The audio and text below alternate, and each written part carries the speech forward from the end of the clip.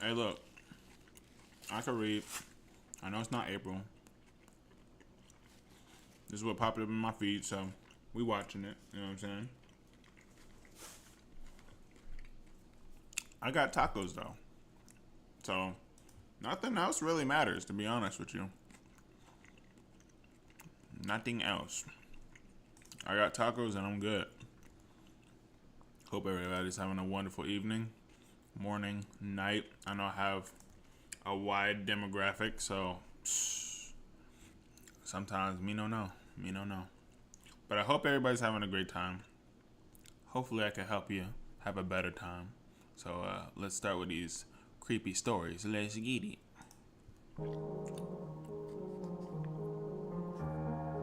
So I live in supported housing. This basically means that I have a room inside of a house that I share with others who have learning disabilities. When my best friend moved in, this one particular tenant who we soon started to call Creeper full-on stalked her. He would lurk outside her room late at night, waiting for her to come out. If she didn't come out, he would be outside and knock on her window. He would watch her come out of the shared bathroom from the top of the stairs. He's tried to kiss her, and one time he touched her on the shoulder and then said that he was looking after her whenever a support worker asked what he was doing. He's also waited on the stairs when her and I came back from a trip out like 11:30 at night. Needless to say, we waited around the side of the building until he finally went away. He's also watched her through his blinds, and he's been warned at least 3 times by support workers to leave her alone. Now, here's the worst part of it all. He's 45 and she's 22, and he has a girlfriend who he's been with for at least 10 years. But I guess he doesn't really like her very much, judging by the frustrating phone calls that he always has with her on the daily. Now, he's also displayed a milder form of this behavior whenever I moved in, but he started leaving me alone within a few months. But the difference with my friend is that he's totally infatuated with her. So not only is he emotionally and physically trying to cheat on his girlfriend who he doesn't even seem to like, but he's been doing it ever since my friend moved in, which was pretty much at the beginning of the year. He needs to be charged with harassment, and his girlfriend totally needs to dump him. He needs to be thrown out of the house too. If it weren't for whatever he has, he'd probably be in prison. I really wanted to share this because I'm done with him. I wanted him to leave my friend alone. I want him out of the house, but the staff aren't doing anything about it, so I'm going to take matters into my own hands. But at the same time, I just don't really know how to handle it. Hopefully I'll figure something out soon.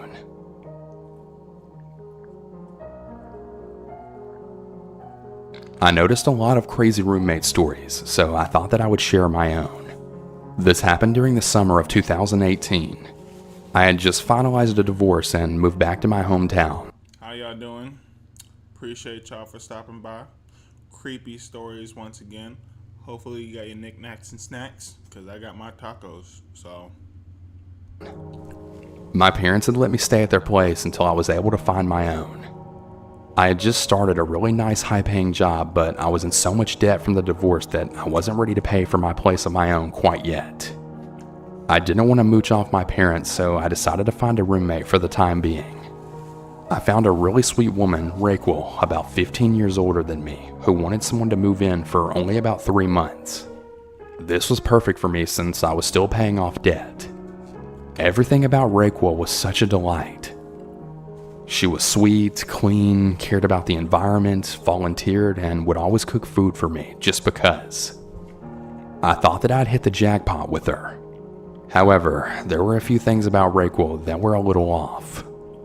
She wouldn't tell me what she did for a living, and she would always tell me that it was just confidential. Whatever her job is, it always caused her to be gone for days, sometimes weeks at a time. I thought that maybe she worked for the government because she had a framed photo of her with Bush Jr. in the Oval Office. Whenever I asked her about it, she just said, "That was my last day before leaving the Secret Service." Even though this was odd, I was very impressed. She had this very strict rule in particular. Every single door in the house, including my room, had to be open at all times if it wasn't being occupied. However, this rule didn't apply to her own room. Her door was to be remain closed at all times whether she was there or not. And obviously I was never allowed to go in. Odd, but not too concerning. She also claimed to be wicked. I don't know much about the practice, but she was really into it. She was constantly going to a nearby wicked store and buying all of the books and garnishes. Besides these few things, she was a very normal person. About a month went by without any kind of concern. What she did for a living, and she would always tell me that it was just confidential. Whatever her job is, it always caused her to be gone for days, sometimes weeks at a time. I thought that maybe she worked for the government because she had a framed photo of her with Bush Jr. in the Oval Office. Whenever I asked her about it, she just said, "That was my last day before leaving the Secret Service." Even though this was odd, I was very impressed. She had this very strict rule in particular. Every single door in the house, including my room, had to be open at all times if it wasn't being occupied. However, this rule didn't apply to her own room. Her door was to be remain closed at all times whether she was there or not. And obviously, I was never allowed to go in. Odd, but not too concerning. She also claimed to be wicked. Wicked? I don't know much about the practice, but she was really... Hey, what's that? I mean, I know what being wicked is, but that don't sound like it's all that fire. Like, that don't sound like a good thing at all. That sounds like some witchcraft or something. Like doing like wild ritual practices or something like that. Wicked.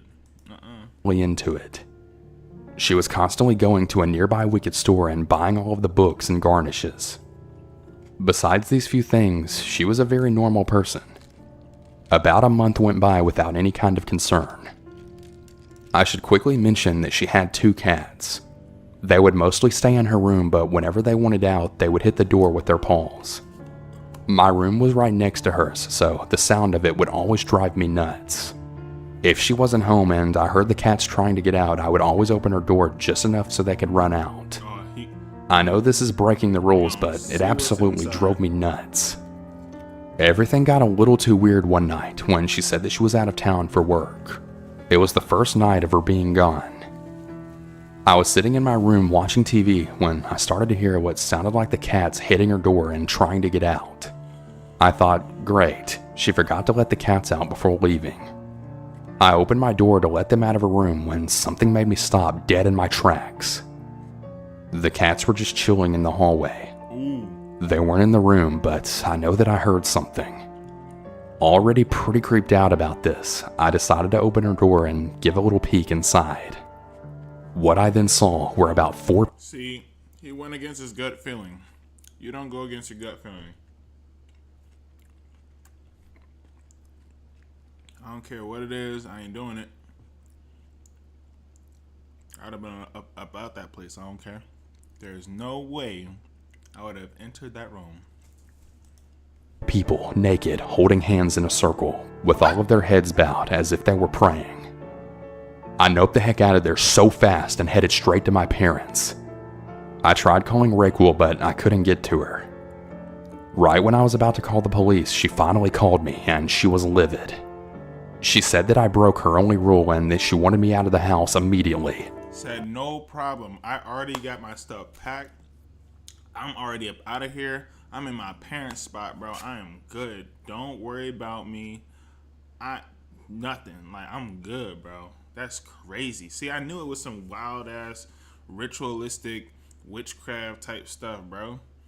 I don't play that. Look, I live in Washington. There ain't nothing but witches out here, bro. Witches and warlocks. Kid you not. There is a ton of them. A ton of them. You wouldn't be able to spot them if you look dead at them. There's very small, clear signs that you could tell who they are. Sometimes they don't wear like the things, but it's hard to spot. But they out here, heavy. They be doing weird stuff like this. Fine by me. The really eerie part was when I got my bed and dresser back, there was a weird symbol carved into the wood that wasn't there before. See? The only way that I can really describe it is that it was kind of like a plus sign, but instead of straight lines, they were curved. Like if someone cut an oval in half down the middle, then tried to make a plus. I'm not sure what it's supposed to mean, and I don't think I want to know. Don't throw it away. Burn it up. Don't take it back. This happened in 2009 and landed me in no end of trouble in my anime community. I moved into an apartment with a good friend of mine. Absolutely worst mistake. The guy was popular and pretty much loved, while I just wanted to just run panels at a local convention and just enjoy myself. So far, I was doing pretty fine, having a job Monday to Saturday at my college bookstore and also trying to get through senior year of college. I was doing pretty fine until around February. That was when my roommate, that I might as well dub him House Cat, lost his job. I lost mine soon after and I had to drop out to find a new one. Basically for this, I was made to float him. He basically started to become very negative and lashed out at a good friend of mine. It freaked us all out and I went to stay with a friend.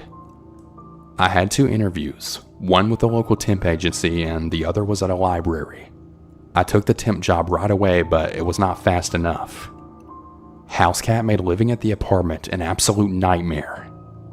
Eventually I had to get the co-signer, which was my dad, involved in all of this, and he and I evicted Housecat. I was really nervous for months because after this happened, I jumped at shadows because Housecat became really angry at me, and also at my sister and really my family in general. His ex-girlfriend I ain't calling a grown man house cat, bro. That's kind of weird. was also no help either because apparently they blamed me for everything that happened. This had some repercussions to me. I was actually blacklisted from a lot of parties, which was fine. I lost a lot of good friends because of this and still barely have any of them to trust. I also really hate being home by myself. While he was living with me, the friend that he lashed out at, he actually knocked her to the floor and was holding her down. I was in the bathroom trying to cool off and then ran out when I heard a scream. I grabbed my phone and charger when my friend's dad came to come get us. We had just returned from a friend's graduation party. I was really stunned and scared of Housecat. Also, what made my situation really worse was that I have several allergies to certain foods, which also can be found in beer. I absolutely can't have it. I was really terrified because Housecat flaunted this in front of his hands, which made me stay in the room most nights. One of his friend's girlfriends decided to sneak some soda into my room, which we downed while playing my PS1 and Nintendo 64. The day that he was evicted, I was training at my temp job and I wasn't home at the time. He called via his father's phone to demand that I come back to the apartment. When I got back to the apartment, the bed, his computer, and stereo were all gone. My roommates arrived afterward and I was really relieved. Hopefully I don't run into Housecats ever again. And as for the Colorado anime community, thanks for nothing.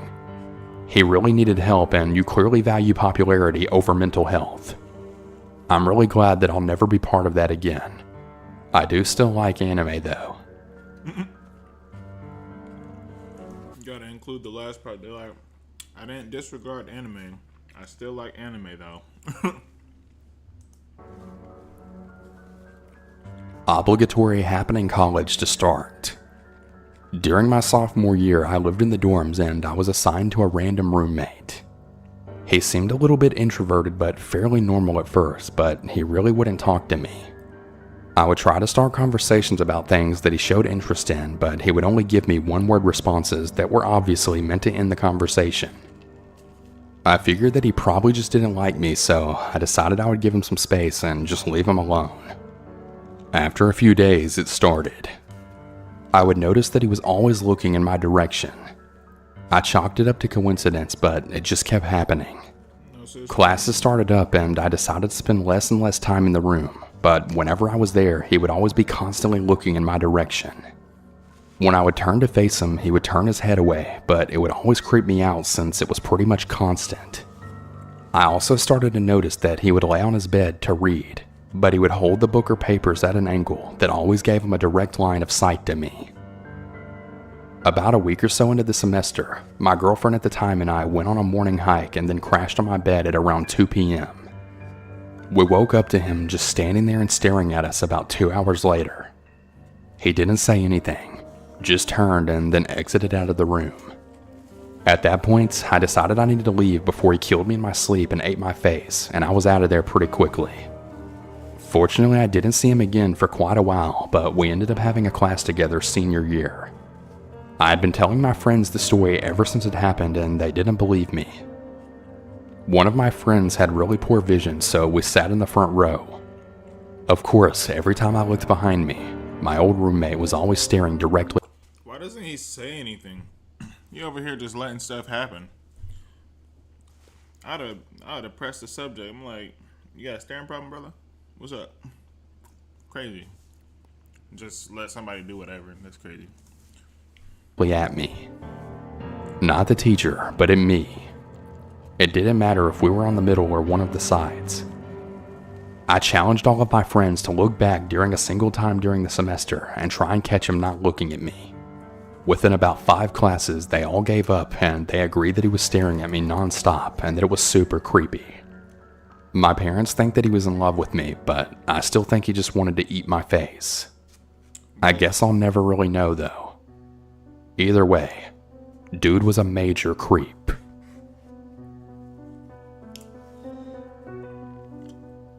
So about 4 months back, I received a message from a guy who was interested in being roommates. He said that his name was M and he seemed super nice. We talked for about an hour and I told him that I would let him know the situation. I did inform him that I was no longer interested and I found another place. He responded that he would still like to be friends, and that's when I had a really strange gut feeling. It was a very bad gut feeling about this guy. I told him that I really apologized if I gave the wrong signal, but I really wasn't interested at all, like period. He texted me about a week later asking how I'm doing. I never responded. There you go. I then deleted his number and forgot about the whole thing. That is, until today, months later. I got a text from who I thought was a coworker. This friend had just changed her phone number. The text was asking how I was doing, and I said I was doing really good. They then went on to ask if I wanted to hang out and meet, and I said sure, but where? I genuinely thought that it was my friend. I kid you not, the phone numbers are off at the end by 1 digit. Oh, wow. Suddenly on my way there, I then realized that I had no idea who this person was. Surprise. I called them to see, and my heart absolutely dropped when I then recognized the dude's voice. I apologized and I told him that I actually thought he was someone else, my coworker. He completely lost his crap and totally freaked out on me, really angry. I apologized and I told him to please never contact me ever again, as I was not interested and I would definitely not be meeting him. He was really angry and I wished him a good day, then hung up. That's what you gotta do. You gotta be direct. Very direct. Very, very direct. That's it. Anything out from that? Hey, look, there's problems. It was pretty wild.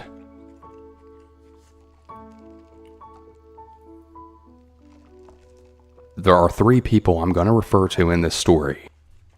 Yo, what's up? Glad to see you this evening. You still didn't put in the request. You said a show or something with Jack Black in it. But you didn't say the show. The roommate in question is Danny. His girlfriend is Veronica. They live with my partner Julia in Colorado in a 2-bedroom apartment. And yes, happy Friday. Happy Friday. I also just want to add that my partner and I both are non-binary. We have a long-distance relationship and I try and fly out there as often as I can afford. Julia will be moving out of this apartment in January and has already found a new roommate. I found out this information late September during my last visit to Colorado. It makes me very uncomfortable to talk about, but I would like to write it down as a way to process it and try and get some input. Veronica is young, 19, and I believe Danny is also 19. Veronica approached me for advice for her relationship with Danny because she learned that I was 27. We sit outside on the patio of earshot of Danny, and she tells me about her insecurities in her relationship. Normal things. Am I attracted enough to him? Is he cheating on me? And so on. The whole time I'm just like, you're beautiful. Don't compare yourself to others. If he's cheating on you, you need to dump him. Veronica then tells me she goes through Danny's phone all the time. She's very paranoid and she believes that he's cheating. This girl goes on to tell me some really messed up crap and that she's unearthed things on Danny's phone that make my skin crawl. Apparently, Danny takes videos and pictures of random women in public. There's a video that Veronica found and actually confronted him with it.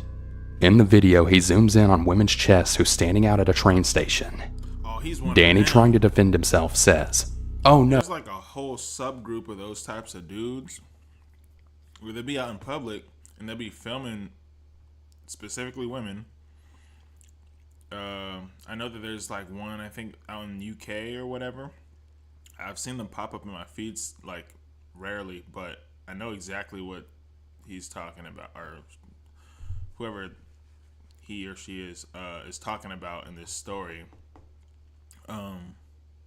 It's the weirdest thing because what was it? It was like a video with a guy being out on the street on a public road, but outside of a club on a weekend evening, and just watching like drunk girls or groups of girls just walking out in the club or walking from the club or whatever in their dresses and whatnot. And it's weird. There are weirdos. No, that's just Julia. They asked me to take a picture of them. Pretty weird, right? This was before Veronica had met my partner, and that's how she caught Danny in his lie. The person in the record. I'm probably too far away from my mic. That's probably why. I'm trying to keep away from the eating part, so it's not like an ASMR while you're listening to the story. But I'm almost done.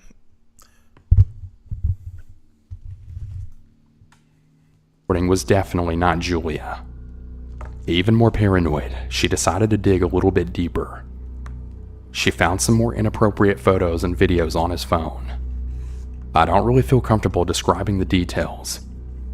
He likes to photograph a certain type of women. They're all different but have specific features in common. She's actually walked in on him masturbating to these images. Veronica says that she's really embarrassed by his hobby, but shows no sign of stopping. I'm absolutely floored by all of this. My mind couldn't So clearly the girlfriend is just staying for whatever reason, which has to be the dumbest thing in the world. She clearly doesn't like it. Dude has terrible habits and whatever, but she's still there. She's still staying. That's her fault. She's still with a weirdo. You are what you attract. That's as plain and simple as it gets. You are what you attract. So if you weird, they're weird. Y'all both weird. Process what she had told me. And honestly, I'm about to puke writing and thinking about this. I had no qualms with Danny before this. He's a big, boisterous guy. Young, so he's sort of annoying, but it's not like we're really friends. This moment changed that immediately, and I then thought back on all of the red flags that I could have missed. Veronica is visibly on the brink of crying now. I'm condensing my response here. Danny is a creep, and this is not normal behavior. I feel tremendously guilty. Can Veronica even report him for this? Can I report him even if I haven't seen the photos? Veronica is still dating Danny, so I really doubt she would want to. I don't believe that she made this up though because of how upset this made her. She even told her dad about it, who also said that it was messed up. I mean, it bothered her enough to tell me, who's no more than an acquaintance to her. But it didn't bother her enough to tell the authorities, to break up with him, to leave. Like, there's clear-cut signs she's just a weirdo too. That's really all it is. Because I don't understand why anybody would stay in that situation. That's stupid. That's dumb. Like, that's really dumb. You think it's gonna get better? I decided to tell Julia all about this after a really long day of waiting for them to get home from work, and Julia got physically ill when I told them about Danny. I'm fairly certain that learning this information has really impacted Julia's decision of not renewing a lease with Danny. I mean, yeah, but it don't take me... She knows it's weird. Everybody knows it's weird. They don't like it, so... I'd have been gone like quickness. I really do want to visit Julia in December, but I don't want to see Danny ever again. I feel absolutely disgusted and so uncomfortable. I feel so terrible for all of those people in the photos and videos. Danny is a seriously disgusting person.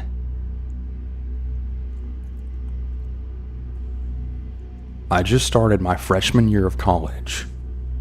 I'm going to a college out of my home state, and no one I know is going to the same university as. I'm on my last taco. Let's go. Yeah. Cheers. My last taco. My favorite meat to put on my taco is lingua. Lingua is tongue. Tongue is chewy. So if you don't like chewy,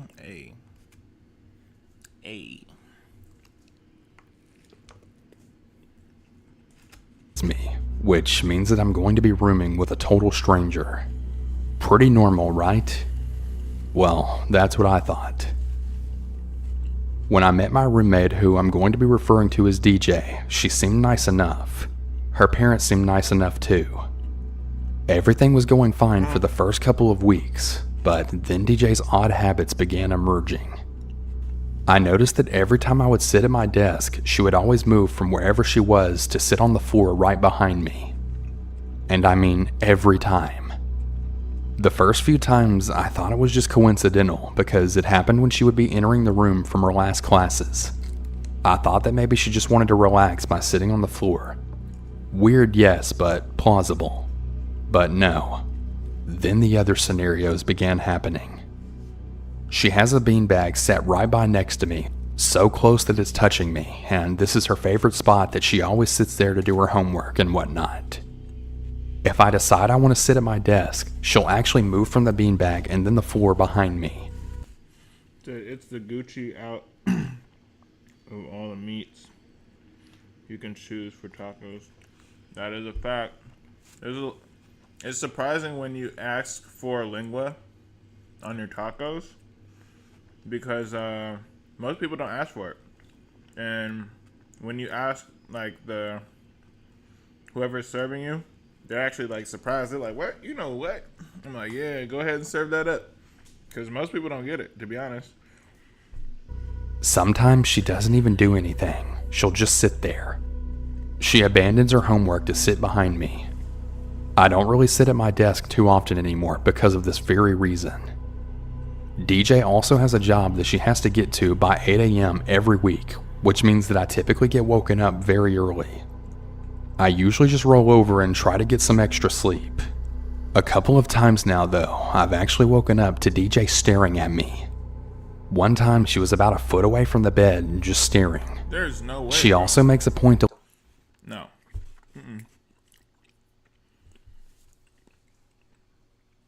That can't be a thing. My room door got to be closed. Everything we got to be locked up, sealed up tight. There is no way somebody could just be sitting, bro. I keep my Second Amendment within fingers reach. I just extend my fingers. I could touch the handle. There is no way. Oh my gosh, no. Like when I was growing up and I was training heavy in martial arts and fighting all the time, my little brother, like my parents, my little brother couldn't just walk in my room from me sleeping. That's how bad it was. Because from my bed to where I was resting my head from my actual door was about 6.5, 7 feet. I would jump and lunge, just throwing punches out of my sleep. If I heard, I'm a light sleeper, so if I hear my door turn without somebody knocking first, bro, I am up. There is no way somebody could just be at the, no. It's something with doors. I don't like it. You gotta knock. You have to knock, ring the doorbell, something, not just enter. To look at me whenever she leaves. But it doesn't end there. I'm utterly disgusted by hair, right? Like it actually makes me sick to my stomach whenever I see hair all over the floor. Well, DJ has this really long curly red hair, which is fine, only she sheds so much hair that I've seen her actually sit there and pull her hair out. Okay, whatever. but one day I decided that I wanted to wash my sheets. I don't even sleep with my sheets. I'll typically only sleep with a throw blanket or only my comforter. I really never go under my sheets, but I do lay on top of them, so they still deserve to be washed. When I pulled back the sheet, I was then met with strings of DJ's long curly hair. I nearly threw up over it. I have no idea how it got there, and I'm not really sure I want to know. But hold on, it gets better. On Tuesdays and Thursdays, DJ and I share the same class together. Whenever class ends, she sits there and waits for me to pack up my notebooks and things, and then we walk back to our room together. Only, here's what's... Before I forget, the Jack Black is a 3-part video, so I need to send them to you in order. They could count as 5 if you add the extra 2 videos in US. I think that's a washer and dryer. Okay, yeah, send me the links. More than likely you could send them. Just send them to me on Patreon. It'll show up there.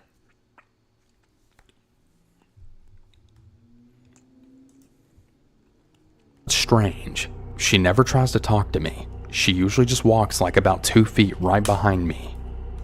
By itself, that probably seems kind of normal, but with everything else, it just sort of feels like she's watching me.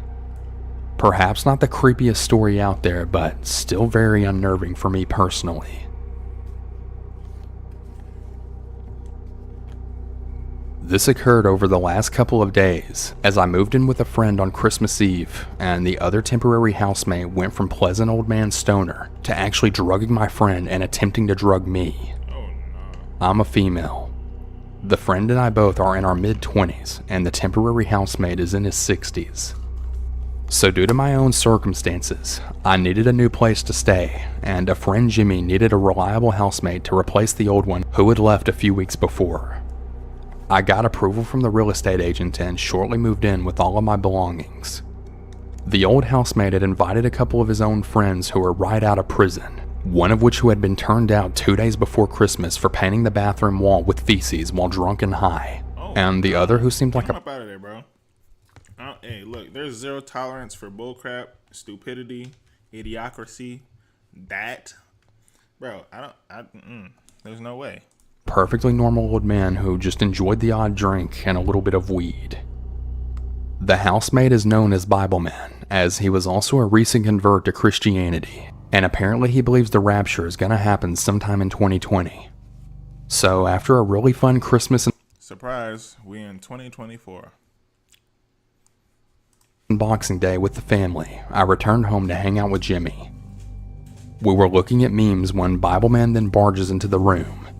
He has no concept of boundaries, and he's been doing this for the 2 nights that I'd already spent there. Bible Man both looked and acted pretty wasted. He also seemed high, but claimed that he had only had 2 beers. He also didn't have any money to even buy those beers. He called out to Jimmy and he told him to come with him to the kitchen.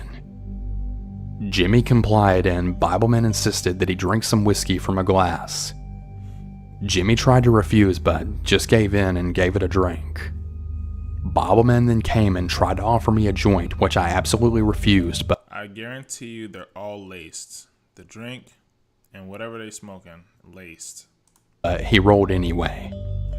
Jimmy came back into the room and we looked at more of the memes for a while. Then Bible Man came back and tried to call Jimmy out to fix something. We tried to ask what it was that was broken, but he refused to say what it was.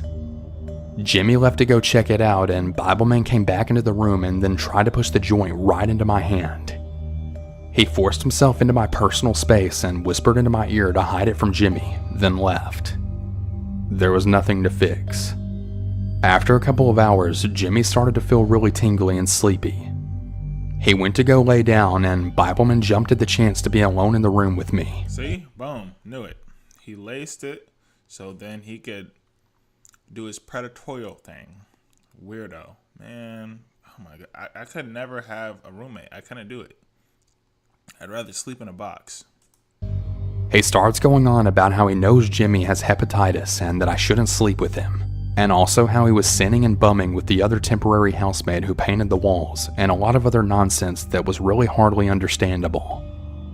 Over the next couple of hours, Bibleman would check on Jimmy, which was not normal behavior, while also turning the stereo up as high as it went, telling me how I forget how beautiful I am and trying to convince me to smoke the joint that he had made.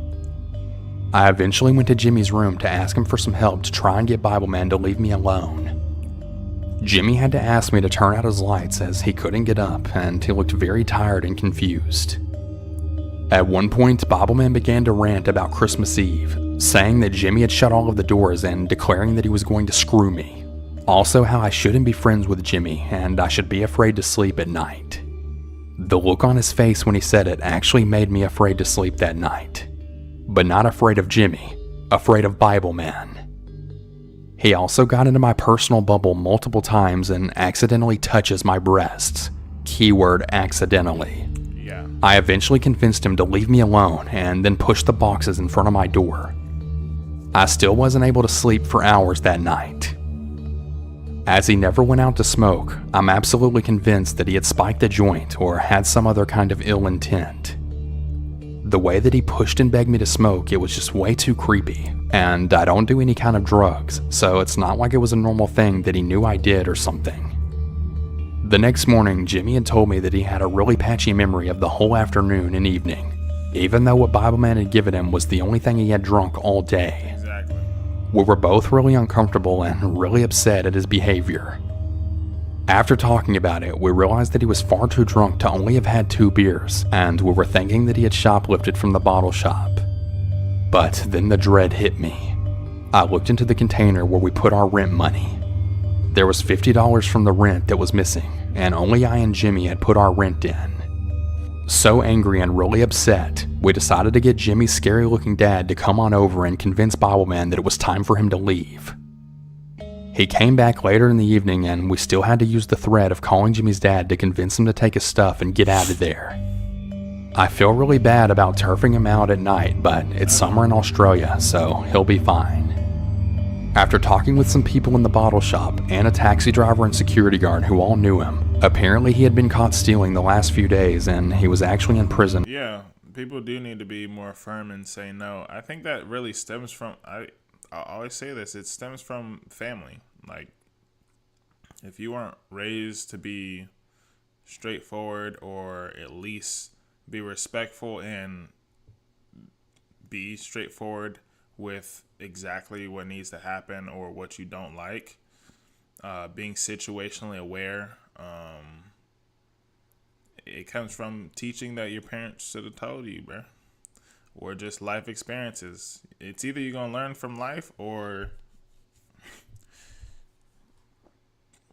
that's going to be your last shot, to be completely honest. And for a pretty good reason. So to Bibleman, the really sketchy housemate that drugged my friend and tried to drug me. Hopefully we don't have to see you ever again.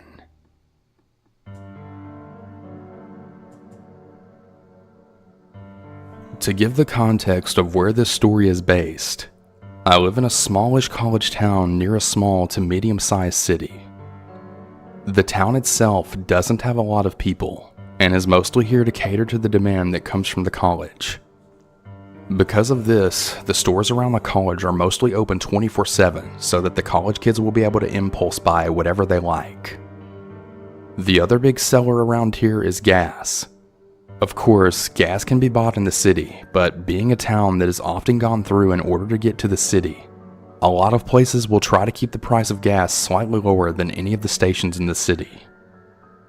My story begins when I was working overnights at a gas station / liquor store when I was doing part-time classes in college, but mostly doing classes online so that they wouldn't run my availability for a full-time job. The store that I worked at had only one person working on overnights for a long time. Even though a lot of people, especially girls, would complain of the lack of cameras and the fact that you don't always get the best people going into the liquor store and gas station in the middle of the night. The owner's hand was forced on one night, before I started working there, that a woman who came in to buy milk went outside to her car, only for a man to come up behind her and then shove a gun up to her back, then demanding her for So you need security, at least 1 or 2 people, especially if there's lack thereof security cameras. Rotation, 1 outside, 1 inside. Rotate every so often, 1 outside, 1 inside. Oh my gosh, man. money. She complied with him and Said, you have a daughter and have always respected her. No cause I want her to be confident in saying no. If we go to a party and if at any moment she feels uncomfortable or doesn't want to talk to any one person, we respect that. It's teaching her you could say no. Yeah, that's very important. Very, very important. Because kids are gonna be kids, and they're gonna have a gut feeling as far as like, I don't feel like this is right, but not knowing how to say no when there is particular instances to where they need to say no or scream or leave or whatever the case, or tell mom and dad, because there's a lot of kids and there's a lot of people that get like, the fight or flight kind of thing where they just sit there and ultimately the deer in the headlights situation, to where they just don't do anything. They just at awe and in fear that they just lock up. But also being able to tell the adults about, first mom and dad about the things, because everybody ain't it. And my parents taught me that at an early age, like, if we don't know them, if we never introduce you to them, that ain't it. That even goes down to relatives, family members. There's a lot of family I don't know because my parents protected me from meeting other family members that weren't doing the right thing. If they didn't introduce me to them, they ain't it. It was as simple as that. If they didn't go out their way to say, hey, this is somebody you need to know, it wasn't a thing. But if they come out and be like, oh, I'm your uncle, blah, blah, blah, I ain't never heard of you, bruh. I don't, like, blood ain't thicker than wine. I don't care about none of that. luckily, he let her go. Hey, what up, Jess? She ran into the store sobbing hysterically, and though the police arrived shortly after, he was never found. Hey, you know what else I hate? These straws, the paper straws, stupid. Oh my gosh, I wish I had a plastic straw somewhere. I had a freaking paper straw. This is the dumbest thing ever. Whoever thought of this was just like, yeah, let's spend our hard-earned money, tax money, on paper straws. 2 sucks. This thing is flimsy. And people talking about save the turtles. For what, bro? You ever heard of Ninja Turtles, bro? Come on now, dog. They know how to handle themselves. I personally preferred to having 2 people on with me, even if there wasn't a safety issue. The night seemed to go by so much quicker when someone else was there, and it was really nice that the person I normally close with got along with me so well. Overall, there were 4 overnight shift workers: Josh, Nick, Dixie, and myself. Dixie had another job and was really only working there as a favor to one of the managers, so she would really only work about 2 nights a week with either Josh or I. Josh and I worked together about 3 nights a week, and Nick worked with Josh or I about 2 nights a week. Dixie was really nice and fun to be around, but she didn't really particularly like the job or really want to be there. Josh would get annoyed with her a lot for just standing behind the register while he did all the work, but it was only 1 night a week, so he didn't really complain too much. Nick, on the other hand... What do you mean by that?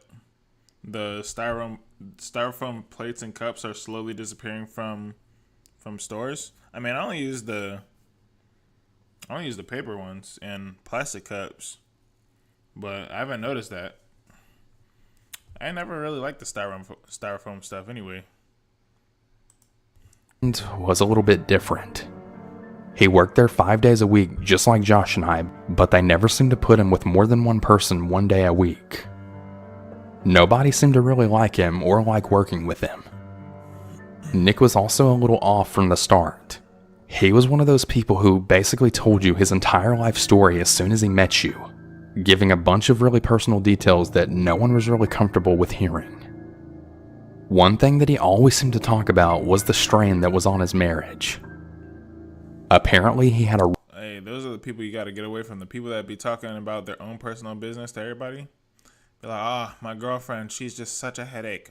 Like, oh my gosh. Talk about a baby back bitch. I hate that so much. I'm like, talk to her about that. really bad drinking and drug problem for a very long time. And the drug part got better when he could switch over to weed, but he couldn't seem to get his drinking under control. He was hard to be around, but you kind of get used to the people in that kind of job being sketchy.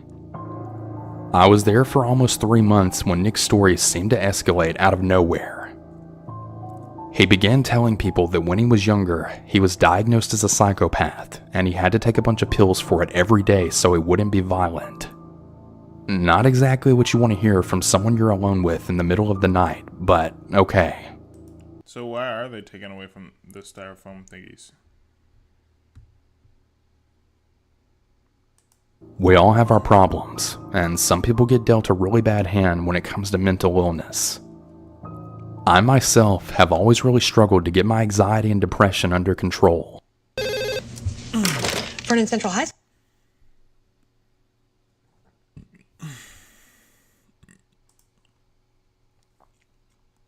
I mean, I wouldn't be killing people by any means, but I'd probably be hospitalized in danger to self categories, so as creepy as that was, I just assured them that a lot of people need to take medicine for some kind of illness, and as long as you stick with it and you're honest with medical professionals, there's no reason you can't still do anything anyone else can do. He seemed really pleased with this answer, and soon after, the subject was then turned to other things. He was especially cheery and nice to me after that for about the next week or so, letting me know daily that he was taking his medicine and he felt like things were really going well with them. That's the way it feels all the time with medicine. Like, I really feel better, guys. It's only a Band-Aid for a gash. Always answered enthusiastically, but I'm pretty sure everyone, especially Josh, was aware of how much I wished that he would just stop talking to me about it and would really just leave me alone. I'm gonna have to look into that. Because what is styrofoam made out of? I need to know what styrofoam is made out of, so then it could make more sense as far as why they're not producing it anymore. Because if it's making them money, then, you know what I'm saying? But I don't know. Josh had a wife and daughter who was about 2 at the time, so he couldn't help but to see us younger girls as kind of like his daughter and what she might have to deal with one day. He also seemed to go out of his way to end my conversations with Nick rather quickly, which I was really grateful for, and he didn't really try to pretend that he liked Nick. It wasn't too long before Nick had started conversations with me going into details about why I was diagnosed instead of how his medicine was working, which I won't get into because a lot of it was very violent and sexual. I told him repeatedly that I really didn't want to know about that, to which he would act like he understood and then change the subject, only for him to circle back to it about an hour later. When I confided in Dixie about it, she told me that she would take care of it. She later told her friend about it, which was the same manager who asked her to come work there. The manager said she couldn't really do much, since I seemed to be the only one that he would talk to about these things. Weirdo. It was starting to get increasingly tense for everyone working with him after he was talked to by the manager. And soon enough, about 2 other women who had worked with him on the night shift reported comments that he made to them to the manager. I was questioned, in which I agreed that all of the statements made by the women were pretty similar to the things that had been said to me. Nick was then given a final warning and a write-up. The next couple of times I saw him, he would go on these rants about how the people that were reporting him only did it because they didn't like him. I assumed that he didn't know that I had been questioned too, and neither I or Josh had any intention to tell him. He got so angry at one point that he was practically in tears, saying how those lucky whores were really lucky that he was on his meds and what he would do to them if he wasn't. Luckily, it was about that point that his shift had ended, and pretty much as soon as he clocked out, Josh then told him that we had a lot of work to get done that night, so we really didn't have time to chat with him.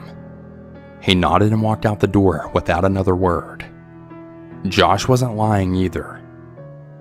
The truck had arrived extremely late that day, so there was still quite a bit of things that still needed to be put on the shelf. One thing that the earlier shifts never seemed to do unless they absolutely had to was stocking the drink coolers. It was true that it was easier to do at night when there was a lot less customers, so it was pretty annoying since we couldn't chat, but we just went with it. I can't really remember the time that Josh had went into the drink cooler, but it must have been pretty late since we had been there for a while at that point. I was still pretty focused on stocking all of the shelves and making sure everything looked full if we didn't have it, when the bell had chimed, signaling that someone had come into the store. I threw out a good evening and said that I'd be right there, since anyone that usually came in that late usually just wanted a pack of cigarettes or to pay for gas. I put down my box and went to the registers, slowing dramatically once I could see them. You guessed it. There was Nick, not looking at me but leaning over to my register. I'd be lying if I said I had a reason to be afraid. It did turn out he was drunk, but I wasn't able to detect it right away, as the smell of booze always seemed to linger in the air around there anyways. And Josh was right on the other side of the wall. Even so, I actually considered for about 30 seconds if I should actually go or if I should run into the cooler and go get Josh. Nick wasn't a young fit guy or anything, but years of drugs and drinking had really aged him prematurely and totally ruined his body. But I mean, he was still pretty intimidating to a 20-year-old girl. Unfortunately, Nick made the decision for me when, probably tired of waiting, turned right toward me, and that's when I noticed something immediately was off about him. My voice was nothing more than a pathetic whisper when I asked him what he wanted. He just stared at me. There was nothing on his face to tell me what he was thinking. I was about to speak again when he then spoke, barely intelligible because of his slurring. Did he leave you alone? It took me a second to shake my head and tell him in a hopefully steady voice that Josh was in the cooler, and then I asked if he wanted me to go get him. And once again, he was just staring at me in silence. At this point, I didn't even care what he said. I just wanted him to say something. The silent staring was really creeping me out. I then decided to ask with more force in my voice. "What do you want, Nick?" As soon as I stopped speaking, he then grinned at me in a really disgusting, almost singing voice. Then he said, You're lying. I know you're alone. He laughed and then he took a step toward me but stumbled, allowing me to take several steps backwards. At this point, I should have just run to Josh. I should have called for him, really anything, but I really couldn't believe that I was reading the situation right. I mean, Nick was really weird, but I had never felt like I was in actual danger around him. He had never come off as more than a little unstable. Yeah, I know. At least at the very least, a taser. What is it called? A nightstick. The thing that police have. You could bring that really up just about anywhere. Pepper spray. I would say a knife, but you have to at least somewhat be able to use a knife, or at least a boot knife, because that's more concealable in a different sense. If you're able to conceal it around your leg or whatever, you could just reach down, whatever position you are. If you're on your back or whatever the case, you could bring your foot up, reach for that thing, stab him in the leg, stab him in the ribs. It'll definitely change the course of whatever is going on for sure. Because not a lot of people would think of you having a boot knife. The loud thing so the other, an alarm. Loud thing so the other employee can hear. Yeah. Something. Even as jokingly as it sounds, the rape whistle, blow the whistle. Wee, wee, wee. Blow the whistle. Wee, wee, wee. Hey, do it. You know what I'm saying? Do something. He continued to come forward in slow stumbling steps, then saying, Come here. I just want to talk. I kept out of his reach, telling him to back off and that I would hurt him if I had to. He thought that was specifically amusing, and he laughed loudly enough that Josh had told me later was what caused him to look through the spaces of the racks to see what was going on. Josh was out the door in a second, and he seemed to come out of nowhere, then shoving himself in between Nick and I. They didn't even say anything. They just stared each other down before Josh then said in a really stern tone, "I think you should leave now." Nick just blankly stared for a moment, then scoffed, then telling us that we couldn't take a joke. I was trying not to cry at this point. A joke? The only thing more terrifying about the situation was knowing that if Josh hadn't been there and had somehow caught me, I would have stood no chance against Nick. Josh left me standing with my back against the wall, corraling Nick to the door. Completely unexpected on both of our parts, Nick then turned and then took a swing at Josh. Luckily, either because he was drunk or really uncoordinated, he missed Josh's face, and Josh then grabbed the back of his coat and then brought him down as he then smashed his knee into Nick's stomach or chest area. I'm not really sure which, but he used the opportunity of his sputtering to drag him to the door and then throw him out, now locking it. Josh had just turned and he told me to call the cops as we then heard this sickening crack from behind him. We both jumped and looked at the door to then find this really big circle of glass. It's hard to explain, but if you've ever seen a movie or one of an actual car wreck when something hits a windshield, but not hard enough to break through, and it turns white all around the point of impact, that's what the door looked like. Josh didn't have to tell me what to do. This time I ran to the register, grabbed my phone, going to the corner farthest away from the front door, and then huddled on the floor. I didn't even notice at the time, but Josh had told me later that when he turned to see the glass, that was the first time that he noticed that Nick had a knife in his other hand.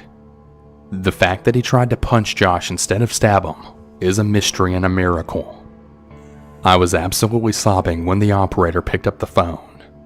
I don't even know how she understood me. I was crying so loud. But between my distress and the sounds of Josh and Nick yelling at each other in the background with loud smashes of Nick hitting the floor, she got the urgency of the situation. She asked me where I was, and luckily she knew the address because just as I got up to look at a receipt to what the address was, the glass smashed. I dropped back to the floor and she told me that the officers were already on the way and to do whatever I could to get away or even hide, even if that meant that I had to leave Josh. The hole wasn't big enough for him to get through, but he made it by grabbing the ashtray from outside and then... He said, but you know what else sucks? The law. Because if she tried to call the cops and they still wouldn't do anything, because if he didn't touch her, yeah, that's the sad part about that. But at the end of the day, it's just, okay, there's a saying in boxing or in any blood sport, don't leave it up to the ref. The ref would be the police officer in that sense. And when it said don't leave it up to ref, means knock them out so then they don't have the opportunity to win by decision. That's called giving it up to the judges, is when you decide to drag it out to the later rounds to where it's scored by points. So not giving it up to the judges. Women already should know. That's why I don't adhere to a lot of the girl power, this, that, and a third, because in all actuality, an average man will overpower the strongest woman. Like, let's think this through with our brains. The average woman could not compare to an average man in any shape or form. I don't care what you got going on. Know that you're at a disadvantage. Use that to your disadvantage, or use that to your advantage to either implement having a tool or an asset or a skill to be able to even the playing field for yourself so you can be ahead of the game. Because someone that wants to attack or someone that wants to take advantage of somebody, they're only looking for weak people. That's straight up facts. Like nobody is that wants to take advantage of somebody wants to pick the boss. Like, nobody wants to pick the head honcho. They don't do that. They pick the weakest link. They're some vultures, bro. And as vultures, they look at the wounded, dead animal and pick that one. That's how you have to think. It's just like, okay, if I'm in a situation, like, what can I truly handle? Don't try to be all big-headed and be like, oh, I got hands. Scrap that. I don't care what you're talking about. Get you a weapon. I even had weapons on me.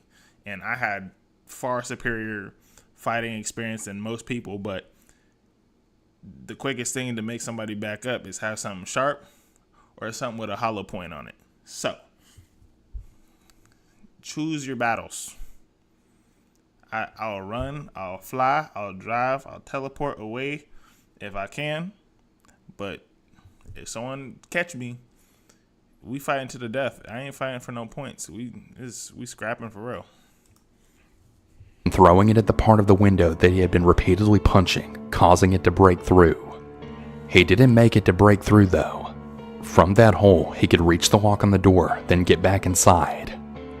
According to Josh, he had walked up to the door and then he put his mouth against the hole that he had just formed, and then said something that, even right now, I still sob over. In that horrible sing-song voice that he used the first time I talked to him that night. He then said in such a happy tone, They're never going to find you two. Needless to say, as tough as he was acting, Josh was shitting bricks just as much as I was. He was older than Nick, in his mid-30s, but he was a beanpole, and he wasn't exactly known for his fighting skills. Even so, as soon as Nick unlocked and started to open the door, Josh then slammed his entire body into it, knocking Nick backwards from the impact. Josh then yelled for me to run, and even though my legs felt like they would give out at any moment, I ran right behind him to the receiving doors that were in the back of the store. Nick was cursing and yelling for us as the door jingle went off. Josh slammed into the back door, cursing in pain, as he then realized that it wouldn't open. We found out later that Nick had pushed the dumpster in front of the door, locking the wheels of it again before he came. So I was already thinking, like, why would you go tell her to run when the dude more than likely knows the store just as much as y'all do? He would just, intercept her, and the only exit that there is, and he already pre-planned for her to run or something to happen, so he already put a dumpster in the front in front of the exit door. Oh my gosh! Oh my goodness! Watch more action movies or something. I don't know. Amen. We seemed to both realize at once that he had actually planned this all out to kill us. Nick rounded the corner, still doing that awkward stumbling walk, though faster now. It at least gave me some time to slam the back room door shut and then lock it. I was sitting in front of it, Josh bringing over anything he could find to barricade the door shut, when Nick then finally reached it. He must have heard me crying because he kept calling my name, telling me that I wasn't who he wanted. He would make sure that I died before I felt any kind of pain if I opened the door for him. He then started stabbing the door, then screaming at me to open it. I screamed and then I moved when he stabbed it the first time, but Josh and I both then moved immediately to hold it shut again. I remember Josh and I making eye contact. We were both crying by now, and I wanted so badly to say something to comfort him, but I just couldn't think of anything to say. I was just as terrified myself. I had dropped my phone when I ran to hold the door shut, and neither of us could move to go get it, so we really had no idea how long it would be until the police got there, and the door was made of wood, so it wouldn't really last long against his body slams. And there was absolutely no protection if his knife went into one of our hands. All I could think about was that I was going to die here tonight, that my dog would never know why I didn't come home, that I would never get my degree and have enough money to actually start enjoying life, that all of the plans for the future that my girlfriend and I had made would never happen. In the most anticlimactic and wonderful finish ever, it suddenly went silent. There was no police car alarms, no yelling, nothing. It was as if Nick had just vanished. Josh and I looked at each other, not even daring to breathe, then listening for any sign of life on the other side of the door. We both slammed to the ground when we heard a gunshot then go off once, then twice, then a third time. There was more silence. Then at last, a voice rang out, then asking if anyone was here. We weren't really sure if we should say anything. Then the voice continued with his name and that he was an off-duty EMT who had been listening to the scanner. Okay. Josh got up and pushed all of the things aside in front of the door, opening it enough just to put his head out of it. And then it seemed like all of the breath just totally left him. Let's go off-duty EMT. Shout out to you. Big ups. He opened the door and went out into the store. I ran and grabbed my phone, seeing that the call had disconnected or the dispatcher had hung up. Hey, I'll tell you like this. Shoot. Man, especially after I got out the military, I started even carrying at work, yo. Because the first job that I had out the military, I was working pipeline irrigation systems. I didn't care what it was. I had that thing on me. Because we would sometimes be doing like construction work in the hood. And we'd be in some ditches and there'd be some weird people always around. I ain't playing no games with nobody. I don't care. But my life over this job. So that was one. And then the job that I had afterwards, when I started working at the bank, man, I ain't saying it, but I'm saying it. Man, I seen more than enough movies. I ain't getting robbed. You know what I'm saying? Hey, just because you get robbed, that don't mean that's the end of the story. Some people rob you and they do extra. I ain't the one. I am not the one. When I went out into the store where Josh and our rescuer was, he was in the middle of explaining how the police over the scanner were sending a bunch of cars, but that they were all pretty far away and he had a really horrible feeling. Churro. It's my dessert for the night. I got churros. That they wouldn't get there in time when the dispatcher was telling them what they'd find when they got there. He didn't want either of us to go outside until the police got there because though Nick had been shot in the shoulder, he still had the knife when he took off. The EMT said that he would have run after him, but with the state that the store was in, he was really scared that someone in the store could be dying or hurt. The next 20 minutes were a total blur. Josh and I were just sitting on the floor hugging each other when the police finally arrived. The EMT had called dispatch and he told them of the new situation, and most of the cars that were coming to our location were then diverted to looking for Nick. It was soon after that Josh got to use his phone to call his wife, and she came right over, only bringing their daughter because he begged her to. He seemed to completely break down when he held his daughter and hugged his wife. I had an extremely similar reaction when I finally got to go home and came in to see my dog's wiggling body as he was so excited to see me. Nick was found about 2 weeks later in an old RV that he had in the woods. The reason that he had come after us was because he thought that the reason Josh wanted him to leave so quickly was so that he could call the owner again, and this time the complaint would get him fired. Unknown to us, his wife had actually kicked him out about 4 days before this all happened, and she was actually in the process of getting a restraining order against him, due to a bunch of threatening texts and phone calls that she had been getting. Nick stated to the police that his job was all that he had left, and Josh needed to be punished for trying to take that away from him. He said that I wasn't the target and he really didn't want to have to kill me, but he knew that he had a much better chance of killing Josh with me there than Dixie, since Josh would be more likely to face him to protect me. Neither Josh or I called an owner or even a manager over his comments that night, though maybe we should have. It was really disturbing what he was saying in hindsight, but we were so used to him being a creep and saying really horrible things that it didn't even register to us that he could be serious about trying to hurt someone. I had known him for 3 months and Josh had known him for 6, and he had never done anything violent toward anyone. Everyone just thought he was all talk. We also put faith in the fact that every employee had a background check on them before they were hired. So I mean, it's not like Nick had ever been violent before. Nick took a plea deal. You could be violent and not get caught. He did this so that the 2 counts of attempted murder would be dropped, and instead would go to a mental hospital for offenders. The reason that I'm writing this story now is that I got a phone call about 2 weeks ago. It was basically notifying me that as long as there's no setbacks to his health, Nick is actually set to be released on June 8th of this year. When I called Josh, he said that he had received the same news the day before. Neither Josh or I work there anymore, and Josh has since moved away to another town on the other side of the city. I've switched to going to college completely online, and I'm in a new place that I'm renting with a roommate. I really don't think that he'll ever come after either of us. I don't see how he could blame us for what happened. I read so many of these stories, and after the fact, everyone always seems so prepared for what to do if they ever see the person they're writing about again. I really don't think that I'd be any more prepared to face them this time than I was back then. That's because you're not. I've had some pretty intense nightmares ever since. That's because nobody's preparing for that. The average general human being does not prepare for the worst to happen. They just hope it doesn't happen. Victim. Since that day. But ever since I got that call, every time I close my eyes, all I can hear is that one sentence louder and clearer than I've ever heard it since it was actually said. They're never going to find you two. Nick, if it's really true that you were diagnosed as a psychopath, I hope you're getting the help you need.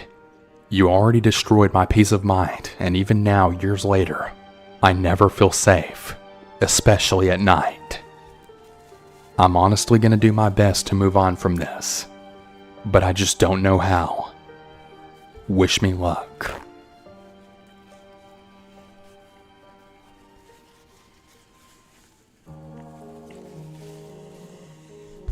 I've never really told this story, at least not completely, but it's something that I still think about from time. Hey yo, shout out to you, Tania. Appreciate the love. Appreciate you becoming a member. Big uppies. Time to time, it kind of haunts me. I used to work as a manager of a fast food place in a rather seedy part of a medium-sized city. I'd worked at the nicer location until they decided to transfer me, and there were actually rumors that the location I ended up being sent to was going to be shut down, which did end up happening a few years after I left. Anyway, the point is that the place wasn't being well taken care of. The dining room was really dated and old, and the owners were certainly not updating or maintaining the place well. They were just barely maintaining the very basic safety requirements, and sometimes they weren't even doing that. For example, I often worked the closing shift, which for this location at the time was 4 p.m. to midnight.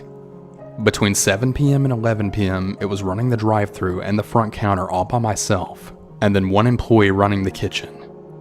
At 11 p.m., that other employee... Yeah, I had actually just added the emojis.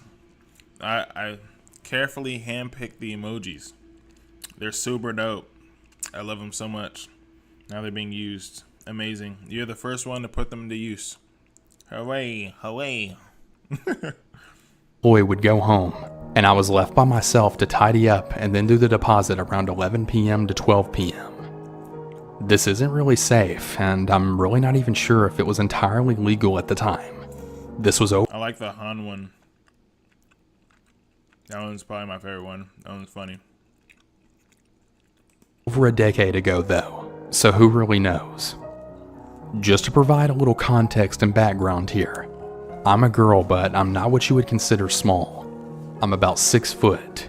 And during this time, I think people would probably say that I came across as a little more than stern. I was younger, but I'd already spent years working in fast food, constantly getting treated like crap by customers, as well as having drinks and food thrown at me. The location that I worked at was absolutely riddled with junkies and drug dealers, and just general really scary behavior. All this to say, I didn't really get ruffled that easily, and I took a lot of things in stride. However, on this night, I was working the night shift with a new guy. The new guy had probably been working there for no more than a few weeks. I'd worked with him a few times before, but never the closing shift. And from the first time I'd met him, I'd always got this really strange vibe from him. And again, I'm not someone who got ruffled up easily. Prior to this, I'd actually worked with a night janitor at the other location, who'd had an Adderall addiction and a rather unpredictable and scary rage problem. And some creepy incel kid who barely spoke more than 2 words at a time. And when he did, it was always something about how much he disliked women. Oh, yeah. And me. I had looked up what an incel is. Because she just says, the chick that's telling the story, that's narrating the story, she just says incel as if we know.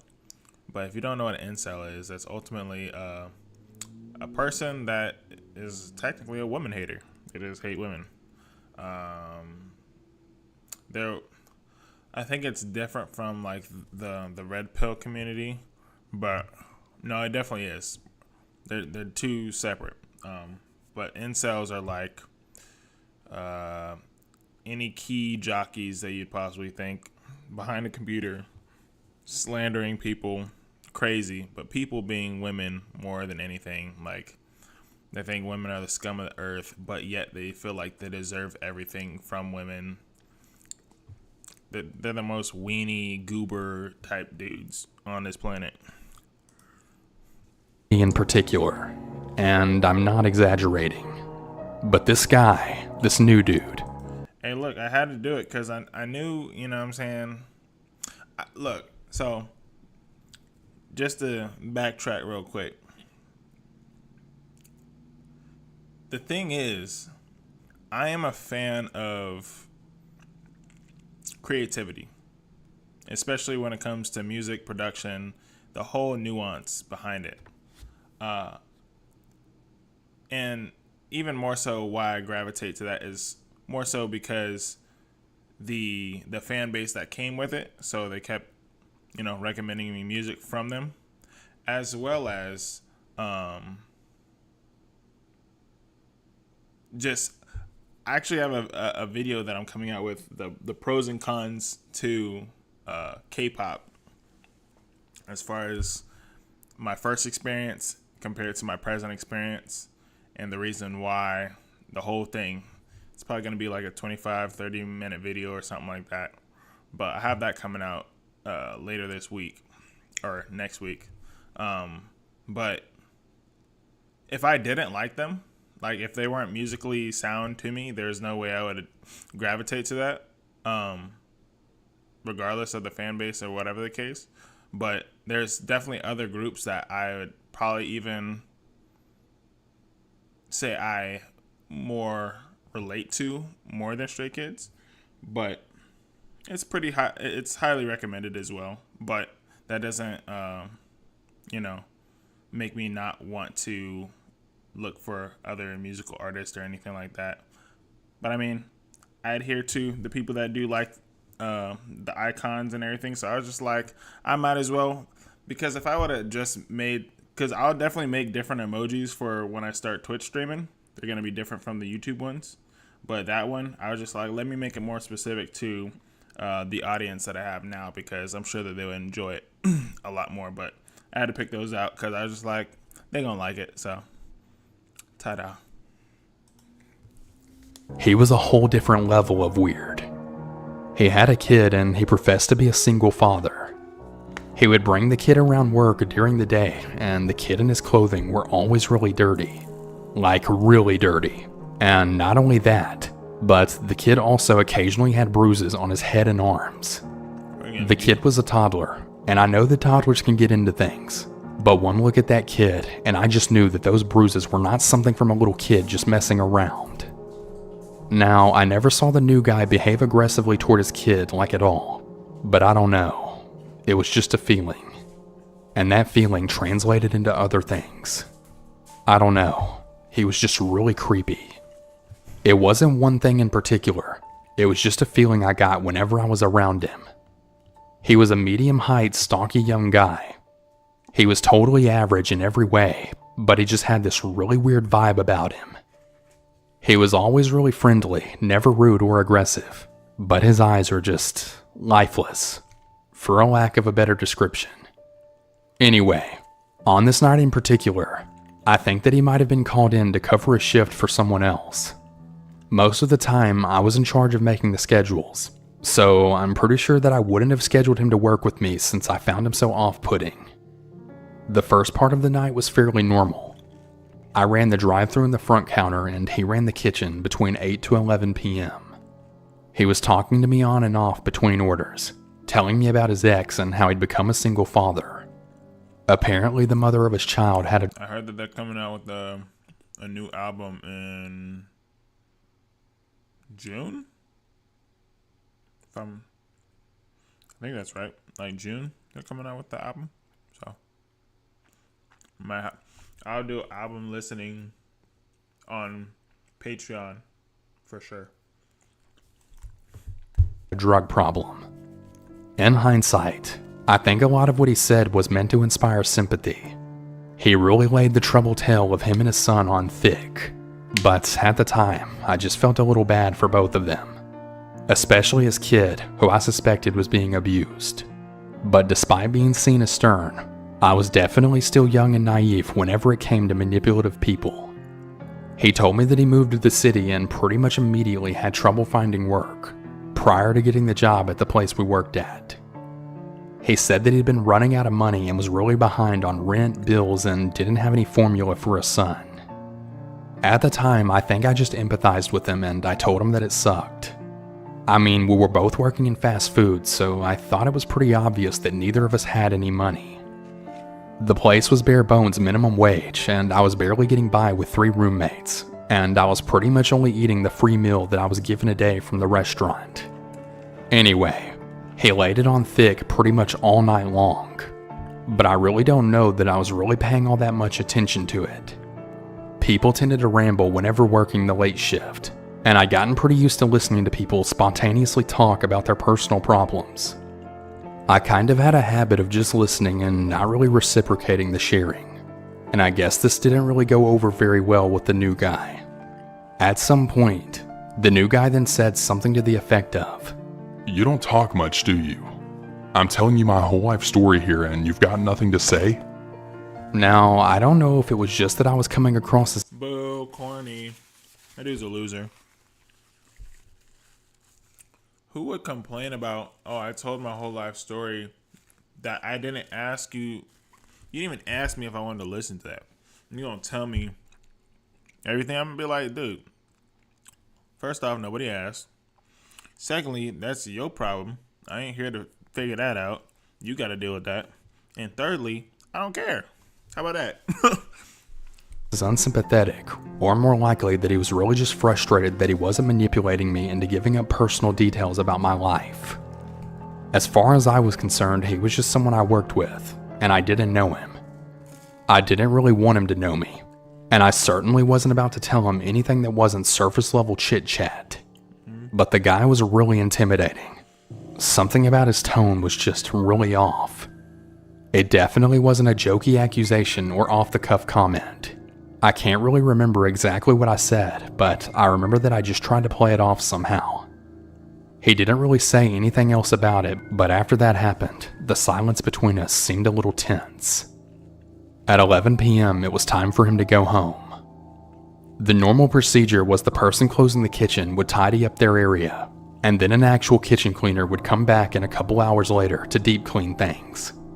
In our case, it was a husband and wife team who did several locations, but they didn't usually come in until a few hours after I left. So this guy was only tasked with basic tidy, and then I would let him out, after which I would stay behind to prepare the deposit. But instead of this happening smoothly, this guy then goes into the staff bathroom. I hate being in a store, in a facility where like everything is no staff, no nothing, and you're there to like count stuff. I used to work at a bowling alley for like 3.5 years on a military base. And it wasn't a small bowling alley. It was, well, I didn't know it wasn't small until I realized that every other bowling alley was small in comparison to the one that I worked at. We had 40 lanes. And it was at everything, right? But you had to do closing duties, especially on the weekends, because we stayed open late at night. Sometimes to 12, 1 o'clock in the morning. Therefore, like after everybody leaves and blah, blah, blah. Clean up everything.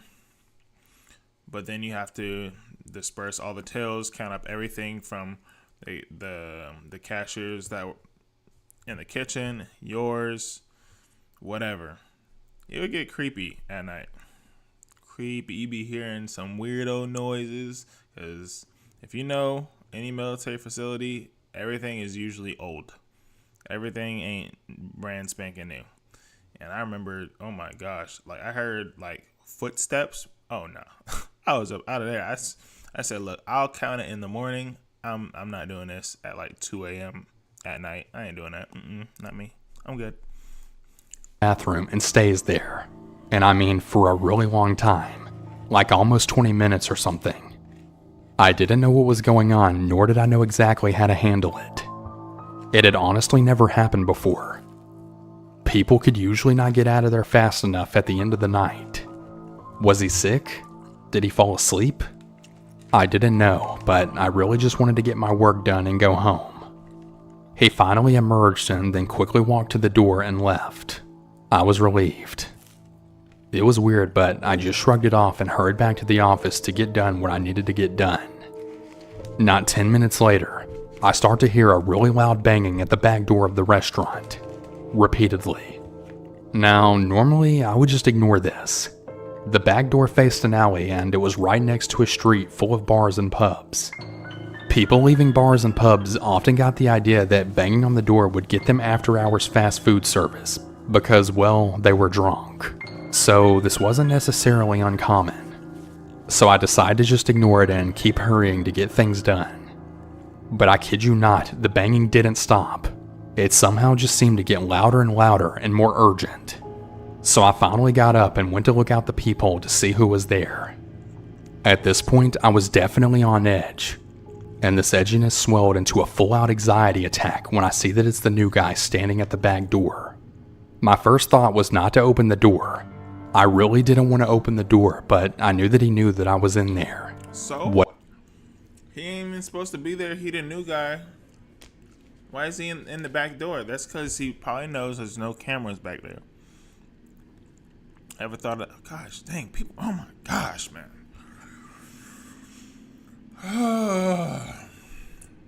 What if he forgot something inside? Let him get it tomorrow morning. You know what I'm saying? How about that? What if it was his house keys, car His bad. Get over it. keys, or something important? So what? I was going He wouldn't go in the back door then. He would go in the front door, man. to have to leave the building by that same door at some point, so there really seemed to be no escaping him. So reluctantly, I opened the door. What I opened the door to was, quite frankly, absolutely terrifying to me. He said that he left his jacket inside the store, and I told him to tell me where and I'd go get it. I just really didn't want him to come inside. Now, if this had been any other person that I worked with normally, this wouldn't be a big deal. I'd let them back in, let them get whatever they left behind, and they'd take off.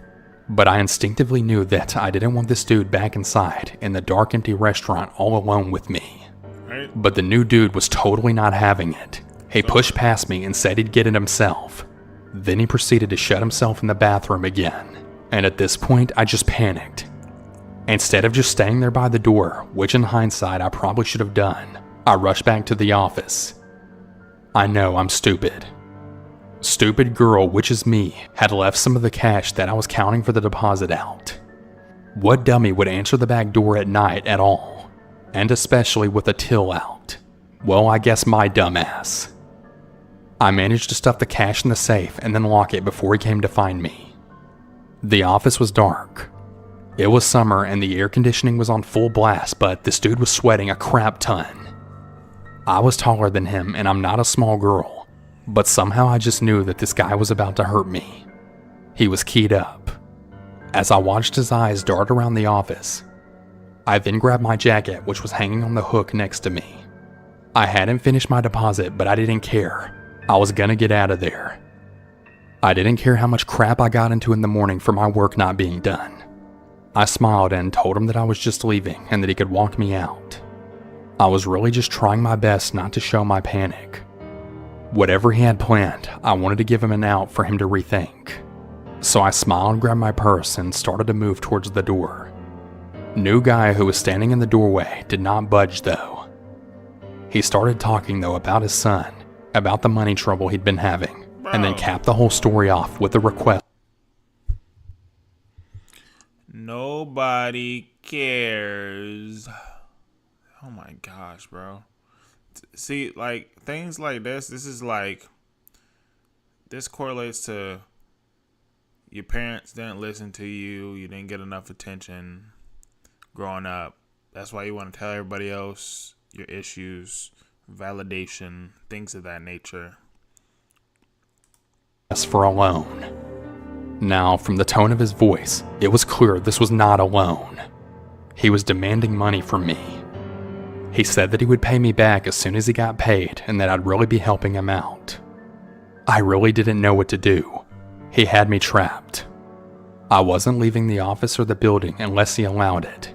Or at this point at least, I wasn't leaving without a fight. Something told me that despite my height difference, I wasn't going to win. So I decided to give him some money from my wallet. It was around $50, I think. When I gave it to him, he then said, Thanks. You're really helping me and my son. I won't forget it. Hey, you ever heard, fuck them kids?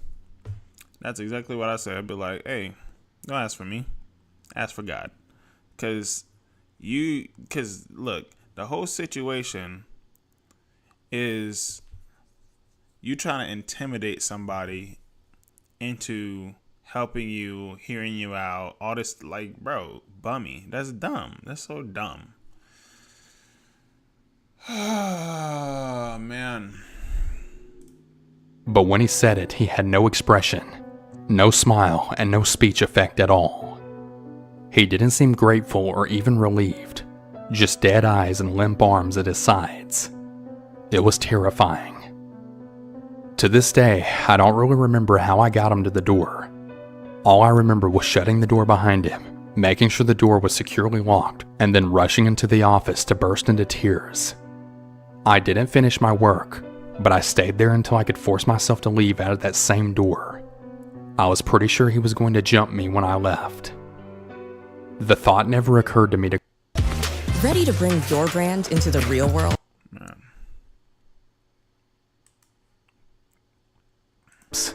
I don't know why. I guess I just felt like nothing serious had happened yet.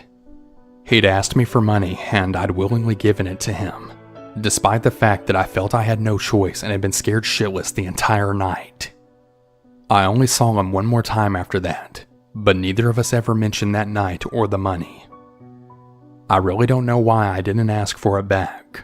I think I was embarrassed or scared, or both. I don't know.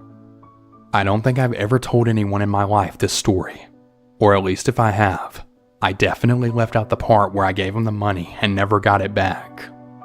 Not too long after that, he stopped showing up to his shifts, and I never saw him again. I don't believe in throwing words like psychopath around. Psychopath. He's a psychopath. I got you.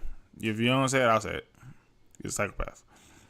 See, I don't know why there's no so with especially nowadays where there's this contrast, this banter of like men better than women, women better than men, independent this and independent that, boss this, boss that.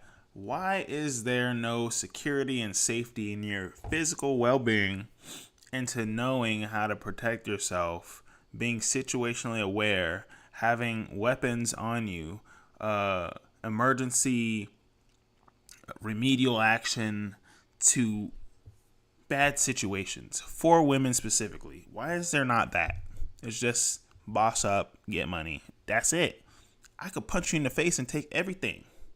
You're not going to do a thing. Learn to be able to not just survive, but to overcome or at least be at equal standing for a really bad situation. Like, there's no preparation for that. It's just do you and what, like, it's, I care. That's ultimately what it is. I care, but I don't know why there's not a care until something bad happens. I really feel like people overuse psychological terms like that, making them just synonymous with anyone who's horribly behaved. And unfortunately, there's a lot of varying degrees of terribly behaved people in this world. But after taking a lot of abnormal psych classes, I can say that there was definitely something about this guy's effect that was just wrong. I'd smile, he'd smile. I'd frown, he'd frown. It was almost like talking to someone pantomiming emotions. Maybe I'm just remembering it that way because it was such a terrifying experience for me. But the truth is that I've never been comfortable talking about this event. And to this day, whenever I think about it, I feel just as uncomfortable as the day it all happened. I never want to experience anything like that again.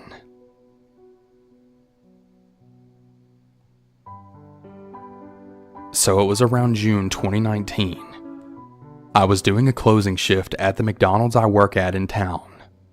We close up at 2 a.m. on the weekdays and 3 a.m. on the weekend. It had been a Saturday night shift, so I was finished and out of the building by about 3:15 a.m. roughly. When this happened, I was living about a 10 to 15 minute walk from my work in a flat that was mostly taken up by students. I didn't really have any money to spare to constantly get taxis, and I'd been walking home at night for the past year with really no incidents, so of course I didn't really think anything would happen. The majority of the walk was fine, and I was about 4 minutes away from the flat when I noticed a guy just standing around near the corner that I'd turned to get home. I'm really wary when I see other people, but usually they're just drunk and they mind their own business and just ask for directions, or it's a homeless person, as there's quite a lot in the city I live in. But at that time of night, like I said before, they usually just keep to themselves. This guy was dressed pretty nice but casual, looked around mid-20s, well-groomed, tan skin, and this really strong-smelling aftershave. He obviously was a regular at the gym too, because he had a really muscular figure, and he didn't seem to be too drunk by the looks of things. But I mean, who knows? I really tried to keep my distance, but he then approached me and started making really casual conversation, asking me what my name was, complimenting my accent, and asking me where I'm from. I stupidly engaged with him but gave him a fake name and then made it clear that I wasn't up for a chat. I should have been firm with my words, but I'm way too introverted and shy to speak up. Even my own boyfriend complains that I talk too quietly sometimes, and I really struggle to be direct with people. Throughout the whole conversation, he was always giving me this really unsettling smile, and he would try and touch my arm or play with my hair, which I made as clear as I possibly could that I didn't approve of it. Not that he was even listening. He would just say something along the lines of, "But you're just so pretty." Not flattering at all when it's a man who won't take no for an answer. Anyways, this guy asked me for a hug, and even though I refused him as politely as possible, he did it anyways. I froze up for a couple of seconds before I moved away, which thankfully he let me do. He was being extremely creepy at this point and tried feeling over at my sides as he hugged me, which gave me even more red flags. I told him I had to leave, and as I was walking away, I then heard, "I'll walk you home. Where do you live?" Unfortunately, I really had nowhere else to go but home. Nobody else was around and it was way too early in the morning. My roommate was also back at his own house as he went back home every weekend.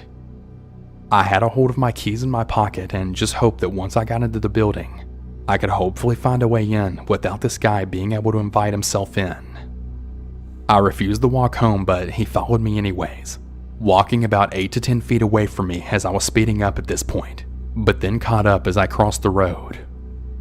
I really don't know why, but I decided to go the long way to get to my building, and as I was approaching the flat, I felt this horrible sinking feeling deep in my chest. The door to the building closes really slow at first before slamming shut, so I knew even when I walked in he could potentially follow me inside, and that puts me at an even greater risk. By this point, he was pretty much begging me to let him inside. He said that he was extremely thirsty and he wanted some water, but I told him that my roommate is sleeping. A subtle way to try and deter him by showing him I wasn't alone, but that didn't seem to faze him. He was trying to be touchy and he just kept pleading with me to be let inside, but I kept my ground. I kept telling him no as best as possible. As he was talking to me, I managed to use my fob on the door and only opened it enough to carefully slide through. However, he was right at the door and I didn't want to make him upset, so I then apologized and I told him no once again. Luckily, he had to move away from the door as someone wanted to get into the building. The guy that was entering the flat then asked me if everything was okay when he saw me, but really stupidly, I said everything was fine. That did give me a chance though to move away from the door, and I let it close once the guy walked through. I didn't even look back to the guy once. I just ran up the stairs to my flat as fast as I could. I didn't get any sleep that night, and from that moment on, I made sure to always have money aside for a taxi. I think I walked home maybe once more between June to October, right before I moved. Really scary stuff, and I'm really glad that I never saw him ever again after that.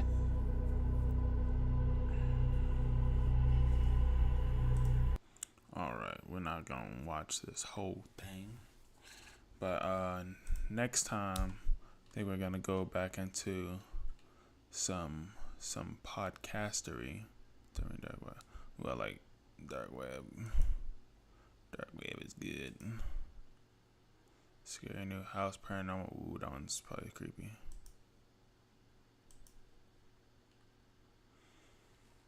"13 True Scary Stories." Retail store. I'd be saving these, or not saving these, but putting them in my watch later list. My watch later list is going crazy right now. A whole bunch.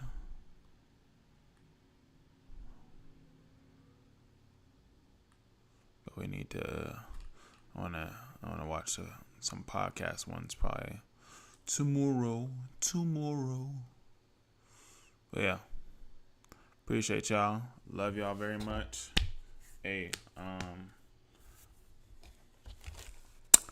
on the 21st of this month, though, I will be going to Vegas. So I'll be gone for a whole week. I won't be back until the 28th. But I will have scheduled posts, so everybody will still be able to get their fill in. You know what I'm saying? Because I'm actually, this weekend, I got to do a lot of posting for this follow-up week. And then this, probably like Monday or Tuesday, I should have a whole another week filled of content.